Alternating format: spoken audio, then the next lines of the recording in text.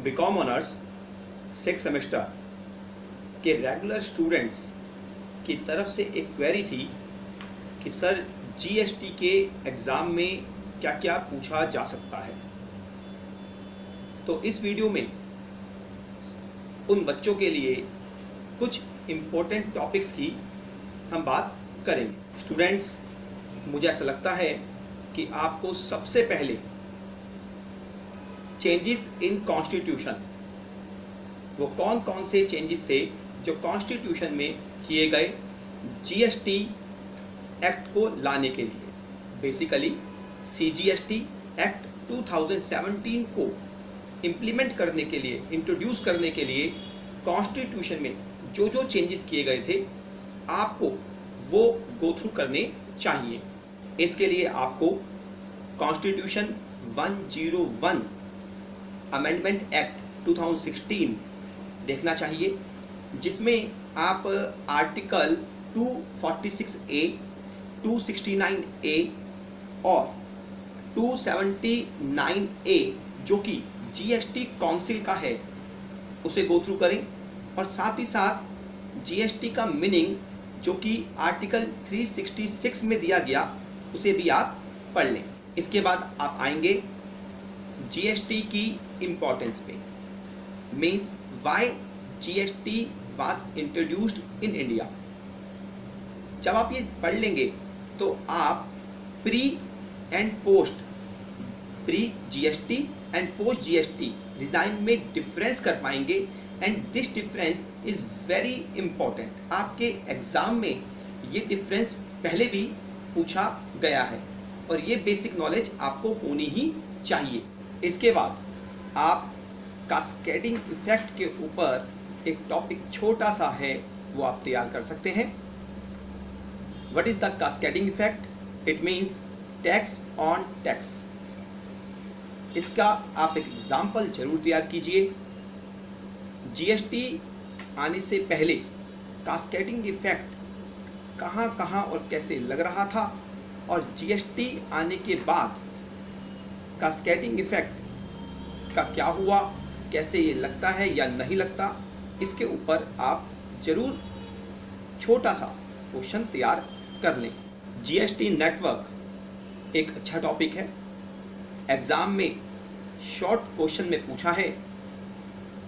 मुझे पता है कि इस बार आपके ओपन बुक एग्ज़ाम में आपको सिर्फ 4 ही क्वेश्चन अटेम्प्ट करने हैं, तो ऐसा हो सकता है कि जीएसटी काउंसिल और जीएसटी नेटवर्क ये क्वेश्चन किसी क्वेश्चन के साथ मिक्स होकर आ जाए, तो आप इनके लिए थोड़ा थोड़ा पढ़ लें। Now we are coming on a very very important topic, जिसके बिना आपका एग्ज़ाम नहीं बनेगा। मतलब आपके पेपर में आपको ये क्वेश्चन तो देखने के लिए मिलेगा ही मिलेगा, और वो टॉपिक है रजिस्ट्रेशन। सेक्शन 22, 23, 24, 25 गो थ्रू करें आप रजिस्ट्रेशन से। आप मान के चलें कि आपके चाहे आपका ओपन बुक एग्ज़ाम है या फिज़िकल अपीयरेंस में आप एग्ज़ाम दे रहे हैं, ये टॉपिक हर बार एग्ज़ाम में आया है और आएगा। सर कितना गो थ्रू करना है, थ्योरी करनी है, प्रैक्टिकल करना है? तो स्टूडेंट्स, थ्योरी प्लस प्रैक्टिकल मतलब प्रोविजंस ज़रूर याद करने हैं, और न्यूमेरिकल भी आपको इसका करके देखना है। एग्रीगेट टर्नओवर आप ज़रूर निकाल के देखिए डिफरेंट टाइप से, आपके एग्ज़ाम में पहले भी पूछा है, आप वो क्वेश्चन करके देखिए। आपकी बुक में कोई क्वेश्चन हो आप वो करके देखें। इस टॉपिक को आप अवॉइड नहीं कर सकते। फुल फ्लैश मार्क्स में ये टॉपिक आपसे ज़रूर पूछा जाएगा। ऐसा हो सकता है कि आपको एक केस स्टडी बनाकर दे दी जाए और आपसे पूछा जाए क्या इस केस में रजिस्ट्रेशन करवाना कंपलसरी होगा या नहीं। You explain the provisions of CGST act 2017।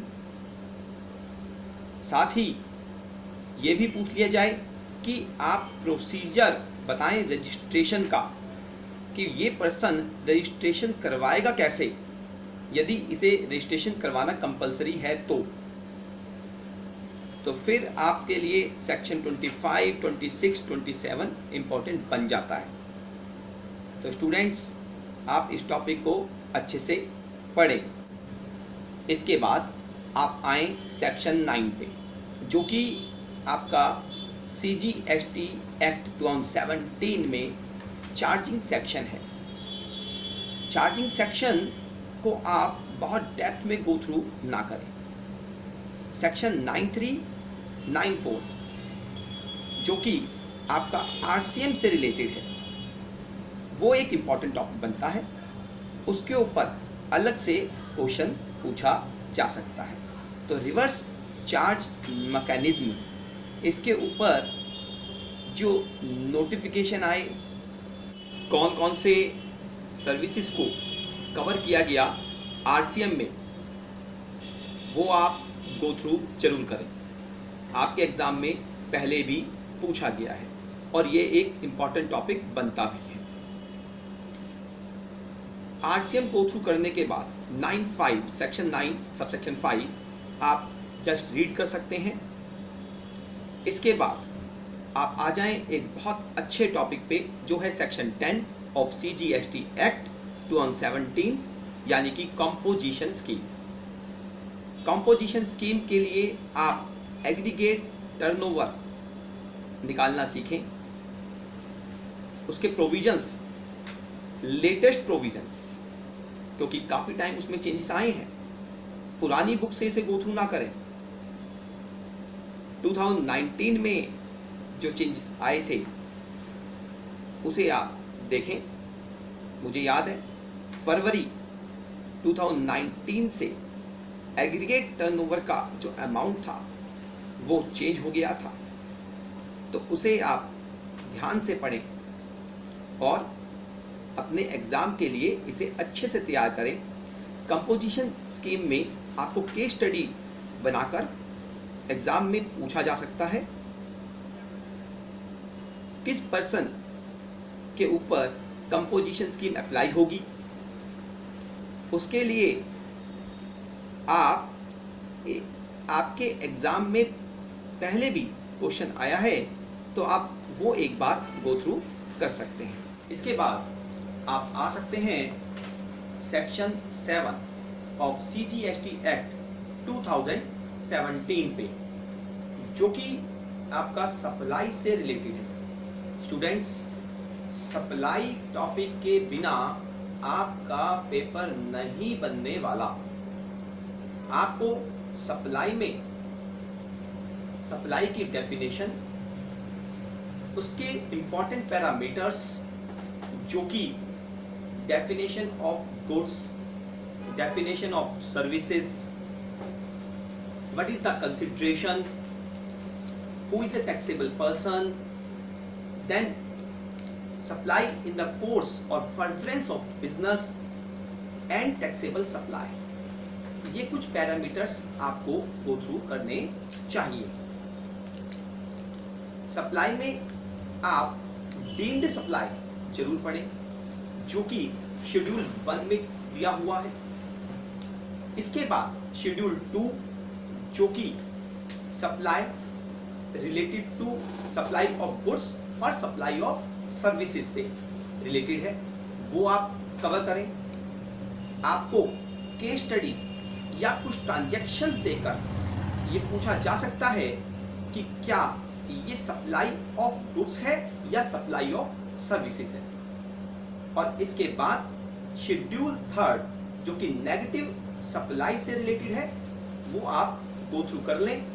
और याद रखें, उसमें अमेंडमेंट जो आई थी उसके according 8 types of supplies negative list में आती हैं। वो पहले 6 थी, बाद में 8 हो गई थी, तो आपको सारी ही बाय हार्ट याद करनी होंगी। आपको आना है सेक्शन 8 पर। Section 8 of CGST act 2017। मैं आपको बार बार CGST एक्ट क्यों कह रहा हूं? क्योंकि आपके माइंड में कंफ्यूजन हो सकती है कि आप CGST एक्ट पढ़ेंगे, IGST एक्ट पढ़ेंगे, UTGST एक्ट पढ़ेंगे कौन सा?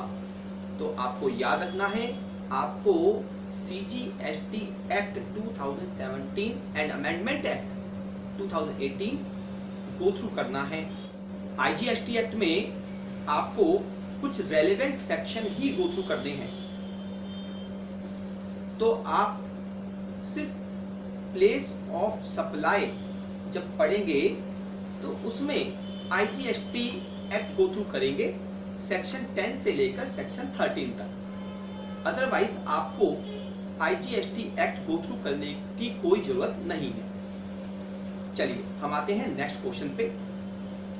तो आप इसके बाद आए सेक्शन 8 जो कि taxation of composite and mix supply से रिलेटेड है। स्टूडेंट्स, ये आपके लिए एक इंपॉर्टेंट सेक्शन है। कंपोजिट एंड मिक्स सप्लाई का डिफरेंस आप लर्न करें, विद एग्जाम्पल इसे समझें, और उसके बाद एक न्यूमेरिकल इस पे बनता है टैक्सेशन से रिलेटेड कि कंपोजिट और मिक्स्ड सप्लाई के केस में टैक्सेशन में डिफरेंस क्या क्या आएगा। मींस आपको एक केस स्टडी बनाकर एग्जाम में दे सकते हैं और उसके बेस पर आपसे पूछेंगे कि बताइए कि यहाँ कंपोजिट सप्लाई क्या है और मिक्स सप्लाई क्या है। आपको पता होना चाहिए कि कंपोजिट सप्लाई के केस में एक प्रिंसिपल सप्लाई होती है और उस प्रिंसिपल सप्लाई पे जो टैक्स का रेट होता है वही टैक्स रेट पूरी सप्लाई पर अप्लाई होता है। मिक्स सप्लाई के केस में हाईएस्ट रेट वाली कमोडिटी का रेट ही टोटल सप्लाई पर लिया जाता है और इसीलिए आपका न्यूमेरिकल इस पर परफेक्टली बन जाता है। आपके एग्जाम में पहले भी पूछा है और आ भी सकता है। इंपॉर्टेंट टॉपिक है, 10 मिनट लगेंगे आपको पढ़ने में, आप ये टॉपिक जरूर गो थ्रू करें। आप आ जाएंगे फटाफट से प्लेस ऑफ सप्लाई।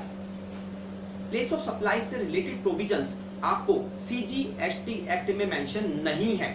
जी हाँ, CGST एक्ट में मेंशन नहीं है। ये प्रोविजंस आपको IGST एक्ट 2017 से गो थ्रू करने हैं।